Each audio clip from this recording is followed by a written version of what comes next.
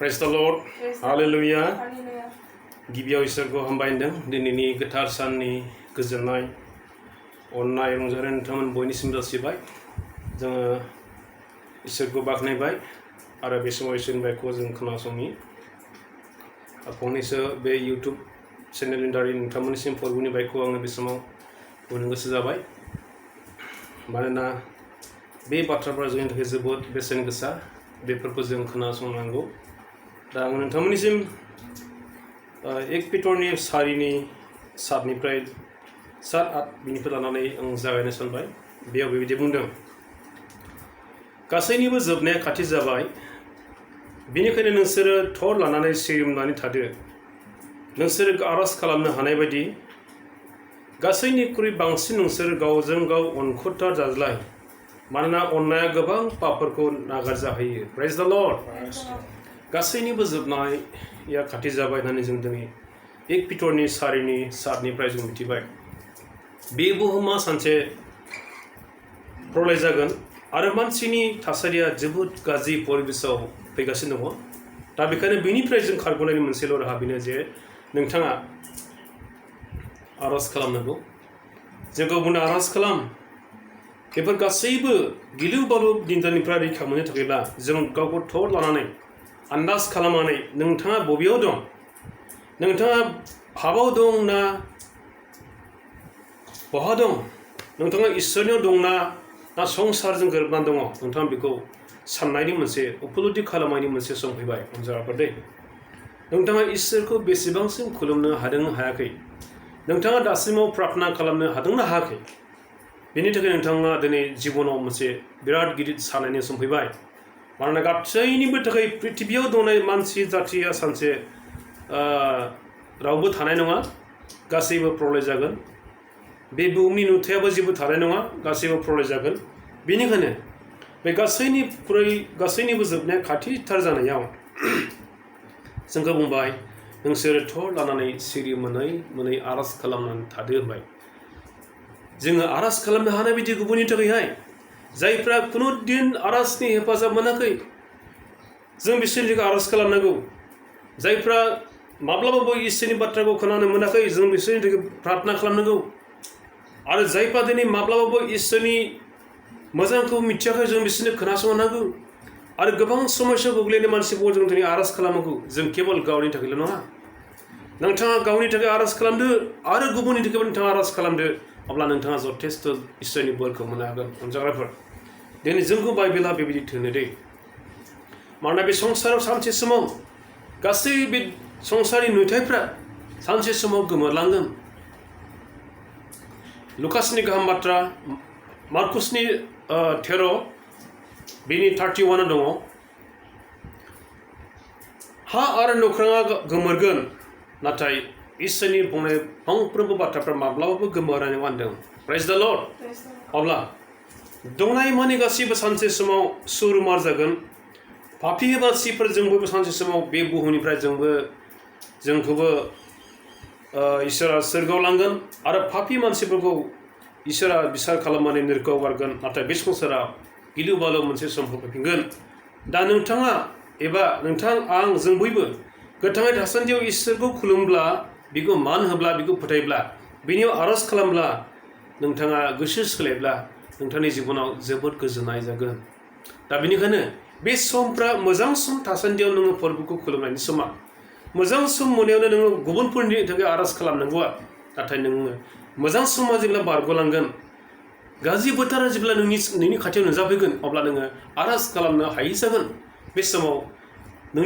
नोंनि जिबनाव गिथावथाव बा जोंनि जिबनाव गिथावथाव बोथोरा नुजागोन दा गिथावथाव बोथोरा मोगा मोगि जानाय समावनो जोङो बिनियाव फोरबोनि खाथिसिन जानि आरो मानोना बेयाव बुंनाय दङ जे नोंसोरो आरज खालामदो आरो गासैनिख्रुइबो बांसिन नोंसोरो अनखुथार जाज्लायदो होनबाय गावजों गाव अनलायदो होनबाय सासेया सासे गुबुन सासेनि सायाव जोंहा अनलाय जानांगौ जेरै बिसि फिसायनि अननाय आरो बिदा फंबायनि अनलायनाय खाथिनि मानसिफोरजों जेरै गावखौ बायदि अनलायनाय जोंखौ फोरबोआ थोनदों जों अननायाव जों गोख्रों जानि मानो अननाया गोबांथार पापफोरखौ खोमोरनो हागौ अननाया मानसिफोरनि पापफोरखौ निमाहा होनो हागौ अन्नाया मानसिखौ बासायनो हागौ अन्नाया मानसिखौ रैखा खालामनो हागौ अन्नायजों जिसु ख्रीष्ट बे संसाराव दिनै जोंनि पापफोरनि थाखाय कालबारि क्रुसाव बि थैबाय आरो बे अन्नाया दिनै जिसुनियाव दङ बे अन्नायखौ दिनै जिसुआ जोंनो होबाय बे अन्नाया नोंनियाव थायोब्ला नोङो धोरोमिया जिबन जापन खालामनो हागोन प्रेज द लर्ड अन्नाया जिसु ख्रीष्टआनो बे गावनो अन्नाय 1 जन 2 जोङो बेवहाय मोनसे बिषयखौ नुयो जे 2:15 जिसु ख्रीष्ट अन्नाय आरो बे अन्नाया जायानो जिसु ख्रीष्टखौ फोरबु होननानै फोथायगोन इसोरा बिनियावनो बेजों लोगोसे दं होनदों प्रेज द लर्ड जायानो जिसु ख्रीष्टखौ इसोरनि फिसा होननानै फोथायबाय मानिबाय इसोरा बेजों अराय सम लोगोसे दं होननानै बुंदों बेनिखायनो जोंनि गोसोफ्राव जों साग्रिजानि आरो इसोरखौ जों खुलुमनो गोसो गुदुं जानि आरो जों गुबुनफोरनि थाखाय प्रार्थना खालामनो गोसो जानि आरो जों गोबां मानसिफोरनि थाखाय जों बेबायदि हाबा मावनि जे जों गावजों गाव पापफोरखौ निमाहा होलायनि रावबो जेन पापफोरखौ निमाहा होलायालासिनो जेन थाया मानोना अन्नाया जोंनियाव थायोब्लासो अन्नाया जोंनि गोसोआव थायोब्लासो जिसुनि अन्नाया जोंनि गोसोआव थायोब्लासो जों गोबां पापफोरखौ निमाहा होलायनो हागोन दै अनजाग्राफोर नाथाय नोंनियाव अन्नाया जुदि गैयाब्ला सासे मानसिनि सायाव नों अन्नायजों निमाहा होनो नों गोसो जानाय नङा दा माबायदि बोथोर बे बोथोरा दिनै गिलु बालु दिनै इसोरा नोंखौ आंखौ गावबादि दाबाय गावनि महराव दिनै जिसु ख्रीष्ट इसोरा जोंखौ सोरजिनायखाय गावनो दानायखाय दिनै गावबादि जाजानो लुबैदों मानोना बियो गोथां इसोर बियो बोलोगोरा इसोर जोंनि प्रभु जिसु ख्रीष्टआ गोथां इसोर मार्कुसनि 12:27 बुंनाय दं 27 बुंनाय दं जोंनि इसोरा गोथैफोरनि इसोर नङा होनदों बे गोथांफोरनि इसोर बे गोथांफोरनि इसोरखाय जों हां गोनांफ्रा साफ्रोमबो जों जोङो गोथां इसोरजों खुलुमनांगौ जाय इसोरा नोंखौ आरो आंखौ बासायनो हागौ जाय जिसुआ जोंनि थाखाय बुहुमनि मानसिफोरखौ बासायनो थाखाय कालबारि क्रुसाव थैबाय बियो सिखांफिनबाय बियो बुंदों गाहाम जहरनि 11:25 बुंनाय दं जिसुआ बुंदों आंनो सिखांफिननाय आरो गोथाङा जायफ्रा आंखौ फोथायगोन बिसोर माब्लाबाबो थैनाय नङा होनदों आरो गोथाङै थासान्दि बे मानसिया आंखौ फोथायोब्ला आंनि बोसोनफोरखौ बियो मानियोब्ला जोबथारालासे बियो थैथारबावनाय नङा प्रेज द लर्ड जिसु ख्रीष्टआ दिनै जोंनि थाखाय बेबायदि मोनसे मोजांथार गाहाम बाथ्राखौ होबाय अनजाग्राफोर दा आं बे बाथ्राखौ नोंथांमोनजों रायज्लायनो सानबाय जायफ्रा बे गाहाम बाथ्राखौ खोनासंदों नोंथांमोन बे बोथोरखौ जों सिन्था खालामदो नोंथाङा दिनै बासायजानायखौ नोंथाङा हास्थाया जुदि गिलु बालु बे बुहुमनि नासयजानायनिफ्राय गिलु बालु बे बुहुमनि दुखुनिफ्राय बुहुमनि बेमार आजारनिफ्राय गिथाव बाथावनिफ्राय नोंथाङा जुदि रैखा मोननो हास्थायोब्ला पापनिफ्राय नोंथाङा जुदि रैखा मोननो हास्थायोब्ला नोंनि प्रभु जिसु ख्रीष्टआ नोंनि खाथियाव गसंना दङ नोङो जेब्लानो जिसुखौ गाबज्रिगोन अब्लानो नोङो बेखौ लोगो मोननो हागोन प्रेज द लर्ड हालेलुया प्रकाशित बाक्यनि 3:20 बुंनाय दं जिसुआ जोंनि खाथियाव जेब्लायबो गसंनानै दङ बे बुंदों नाय आङो नोंसोरनि खाथियाव थानानै दरखौ सौगासिनो दङ सोरबा जुदि बे दरखौ खेवनानै होयोब्ला आं नोंसोरनो हाबगोन आं नोंसोरजों जाफागोन आरो नोंसोरबो आंजों थाफागोन होननानै बुंबाय बेनिखायनो अनजाग्राफोर बे बोथोरा मोजां बोथोर नंलिया गिलु बालु मोनसे जोबनायनि मोनसे बोथोरा फैगौ प्रलयनि बोथोर फैगौ आरो मानसिफोरनि जिबनाव मोनसे जोबोद गाव गावनि थाखाय साननायनि मोनसे सम फैबाय एलिहुवा खालामनायनि सम नंला गोदाव सोराव खालामनायनि सम नंला आरज खालामनायनि बोथोर जाबाय गावखौ साबधान खालामनायनि सम जाबाय पापनिफ्राय गावखौ गोजान खालामनायनि सम जाबाय दिनै गासैनिबो थाखाय जोबनाया खाथि जाबाय अनजाग्राफोर दिनै जोंनि गोसोफोरखौ थामथिम जानि जों प्रार्थना खालामनांगौ गुबुनफोरखौबो जों आरज खालामनांगौ मानोना सोरगो रायजोआव जिसु ख्रीष्टआ जों बयखौबो लांनो थाखाय बियो मोनसे प्रमिस खालामबाय बियो सानसे फैफिनगोन जहरनि 14:1-3 जों फरायला मोनो बियो बुंदों नोंसोर उसाव बादाव दाजा इसोरखौ फोथाय आंखौबो फोथाय आंनि आफानि न' सोरगोआव गोबां थाग्रा जायगाफोर दं आं नोंसिनि थाखाय जायगा थामथिम खालामनो थांनोसै जेब्ला जायगा थामथिम खालामखांबाय आं फैनानै नोंसोरखौ लांफैगोन अब्ला आं थानायाव नोंसोरबो थानो मोनगोन आं थानायाव आं नोंसोरखौ लांगोन प्रेज द लर्ड अब्ला अनजाग्राफोर आंनि बिदा फंबायफोर बिब' बिनानावफोर बिमा बिफाफोर जोङो सोरगोआव थांनो इच्छा जायोना जाया जोङो सोरगोआव थांनो इच्छा जायोब्ला नोंथाङा दिनैनो गोसो सोलाय प्रार्थना खालाम नोंथाङा जुदि सोरगो रायजोखौ मोननो हास्थायाखैब्ला समा नोंखौ थाबनो नोंनिफ्राय आन्दो जासिगोन समा नोंनिफ्राय आन्दो जासिगोन समखौ नोङो मोननाय नंला जिसु ख्रिस्ट'आ नोंखौ दिनै नोंनि खाथियाव दर सोनानै दङ नोंनि गोसोखौ हामलायनानै दङ नोंनि गोसोआव दिनै फोरबो गावनि बोसोनखौ आग्लाय बिग्लाय खालामनो नागिरबाय कलसिया 3नि सल' बुंनाय दं जोंनि गोसोआव इसोरनि बाथ्राया आग्लाय बिग्लाय थानांगौ नोंनि गोसोआव फोरबोनि बोसोना बासायजानायनि गाहाम बाथ्राया गोजोननायनि रावफ्रा आग्लाय बिग्लाय थानांगौ नोङो सासे ख्रिस्टियान जानायखाय नोङो गुबुनफोरनो होनो हाजासे गुबुनफोरनो इसोरनि बाथ्रा होनो हाजासे गुबुनफोरखौ बानजायनो हाजासे जथेस्थ' अननायनि गुबुनखौ बानजायनायनि आरो फोथायनायनि मोजां मोजां बायख'फ्रा नोंनि गोसोआव आग्लाय बिग्लाय थानांगौ मानोना नोंनि गोसोआ गाज्रि थाग्रानि जायगा नङा नोंनि गोसोआ दिनै गोथार जिउनि थाग्रा जायगासो प्रथम करिन्थियानि 16:17 बुंनाय दं बेयाव बेबायदि बुंदों नोंसोरनि गोसोआनो आंनि खुलुमग्रा मन्दिर बे मन्दिरखौ नोंसोरो जुदि नस्थ' खालामब्ला आंबो नोंसोरखौ नस्थ' खालामो होननानै इसोरनि बायख'आ दिनै स्पष्ट बुंबाय इसोरनि गोथार जिउआ बुंबाय अनजाफोर नोङो सासे इसोरखौ सिनायनानैबो नोङो सासे मोजां मानसि गोरों मानसि जानानैबो नोङो जुदि गावनि गोसोखौ लोंनाय जानायफोरजों फेनायफोरजों संसारनि गाज्रि लेथ्रा भाषाफोरजों नोङो जुदि गावखौ जिउ खाङोब्ला नोंहा आरोबाव गुबुन सम नोङो मोनाबो जानो हागौ बेनो नोंनि थाखाय बा जोंनि थाखाय आरो बयनिबो थाखाय गोसो सोलायनायनि सम धोरोमिया जीवन जापन खालामनायनि सम अनजाग्राफोर सोरगोआरि रायजोआ धार्मिक मानसिफोरनि दै पाप मावनानै पापाव थानाय मानसिफ्रा मालाबाबो सोरगोआव थांनो बेयाव सहैनो हाया जेब्लासिमाव नोङो पापनिफ्राय गोसो सोलायनाय नङा अब्लासिमा नोंखौ फोरबोआ सोरगोआव लांनाय नङा नोङो पाप मावनानै नोङो जुदि थैयोब्ला नोङो पापनि फिथाइखौ मोनबाय बे जाबाय थैनाय रमनि 6 बिनि 23 जों मोननो हायो नों जुदि पाप मावनानै जुदि नों गोसो सोलायालाबानो नों थैबायब्ला खुनु मथेबो नोंनि थाखायहाय सोरगो रायजोआ नोंनि खाथियाव नङा नोङो बिसार खालामजागोन आरो नोरखाव नोंहा हाजार बोसोर सैनांनायनि थाखाय नोरखाव नोंहा दङ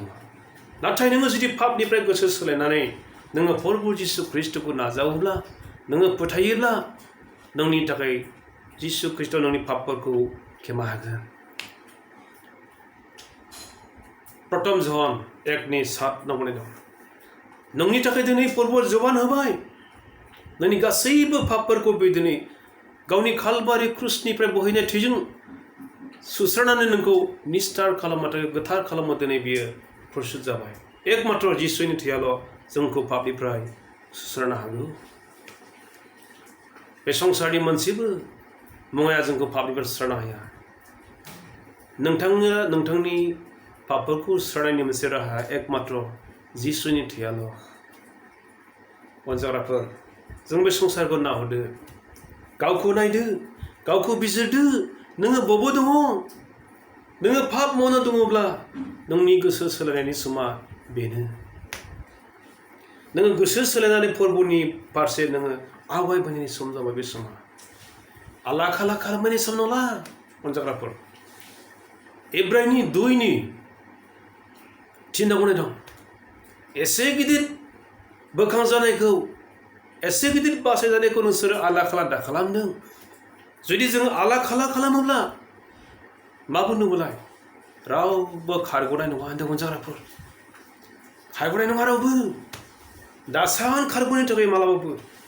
नोंनि रोंनायाबो नोंखौ बासायनाय नङा नोंनि गोहोआबो नोंखौ बासायनाय नङा नोंनि महराबो नोंखौ बासायनाय नङा नोंनि धोन सम्पति थाखा फैसा नोंखौ बासायनाय नङा नाथाय नोंनि गोसो सोलायनानै ख्रिस्टनियाव गुरै जानानै फोथायनायाल' नोंखौ बासायनो हागौ प्रेज द लर्ड अनजाग्राफोर बे संसारा गिलु बालु बहा खारग'नो नोंलाय गासैनिबो जोबनाया खाथि जाबाय सानजा सोनाब साहा खोला संसारनि मुस्रिखौ नाहर मानसिफोरनि अबस्थाखौ नाय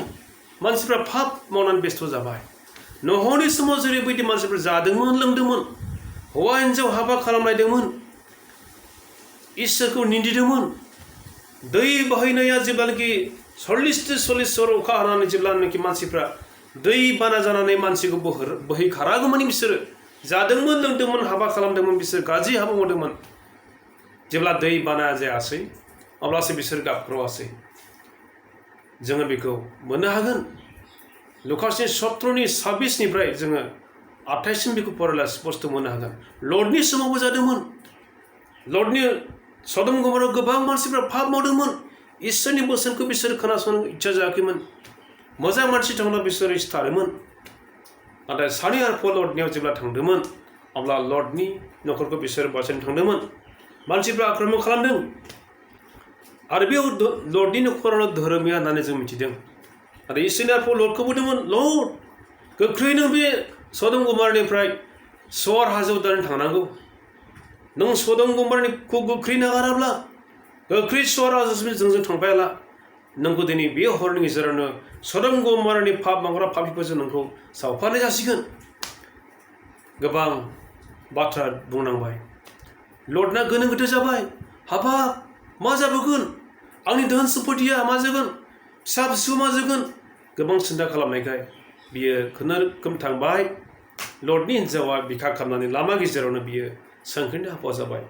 धोन सम्पतियाव बरसा खालामग्राफोर रोंनाय रोंनायाव बरसा खालामग्राफोर थाखा फैसायाव बरसा खालामग्राफ्रा मोजां गोसो सोलायाब्ला लर्डनि हिन्जाव बोरै जानो हागौ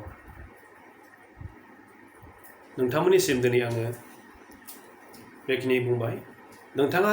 सोरगो रायजोखौ मोननो हास्थायदोंब्ला दिनैनो जिसुखौ फोथाय नाजाव धनजानायनि सल'नि एक्ट्रिसआव बुंनाय दं नोङो प्रभु जिसु ख्रिस्टखौ फोथाय अब्ला नों आरो नोंनि न'खरा बासायजागोन नों प्रेज द लर्ड हालेलुया दिनैहाय गासैनिबो जोबनाया खाथि जाबाय जोङो थ' दानानै सिरि मोननानै थानि फोरबोखौ बाख्नायनि सान हर जों फोरबोखौ बाख्नायनि नोङो जेरावखि थाङा मानो नों प्रभु जिसुखौ बाख्नाय बिनि बोसोनखौ नों मानि आरो माब्लाबाबो नों बिनि बोसोनखौ दाबाव शास्त्रफोरखौ फराय बाइबेलखौ फराय आरो मोजां परामर्श धोरोमिया मानसिफोरजों नोङो लोगो लादो नोङो जिउआव बोलो मोनगोन आरो अननाया दिनै इसोरनिफ्राय बे अननायखौ नों दिनै मोननो हास्थाय बे अननाया नोंखौ बासायनो हागौ दा आङो हामबाय नैबे समाव दिनैनि सानजौफु समनि गोजोननायखौ बे गाहाम बाथ्राजों लोगोसे नोंथांमोननिसिम आंनि गोसो गोरबोनिफ्राय गोजोननायखौ होनानै आंनि दिनैनि बे समाव आङो बेखिनिखौ बुंनानै दोननाय जाबाय नोंथांमोनखौ इसोरा जथेस्थ' बोर होथोंसै जिसुनि मुङै आमेन